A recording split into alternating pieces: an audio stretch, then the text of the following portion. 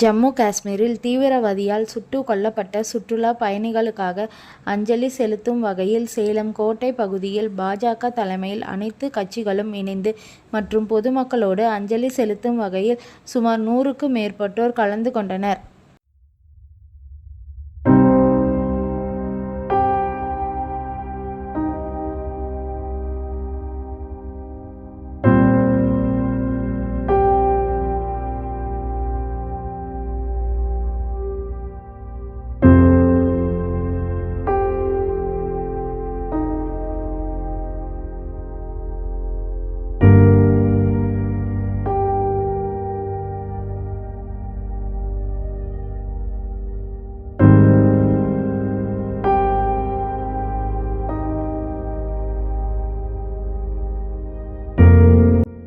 மாலை வணக்கங்கள். இன்றைய தினம் சேலம் மாநகரத்துல ஜம்மு காஷ்மீர்ல சுற்றுலா பயணிகள் அவர்கள் மீது பயங்கரவாதிகள் தாக்குதல் நடத்தியதற்கு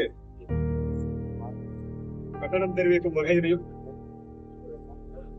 இறந்தவர்களுடைய ஆன்மா நற்கதி அடையவும் படுகாயம் அடைந்தவர்களுடைய அவர்கள் உடல் அவர்களுடைய குணமடைந்து அவர்கள் இருக்கிற அதற்காக இறைவனை பிரார்த்தனை செய்து இந்த இடத்துல வந்து ஒரு மோட்ச தீபமும் எல்லோரும் அவர்களுடைய அஞ்சலியும் செலுத்த இருக்கிறார்கள்.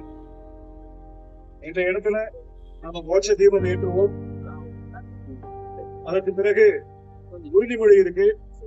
அந்த உறுதிமொழியை எல்லோரும் வாசிச்சதுக்கு பிறகு ஒரு நிமிடம் மௌன அஞ்சலி செலுத்திட்டு அவங்க கைக்கு கொடுக்கப்பட்டிருக்கின்ற அந்த கேண்டில வந்து இங்க நம்ம வச்சிருவோம். எல்லோருமே ரொம்ப ஆர்கனைஸ்டா எல்லாருமே ஒவ்வொருத்தருமே வந்து புஷ்பாஞ்சலி பண்றதுக்கான மாதிரி பண்ணுவோமே.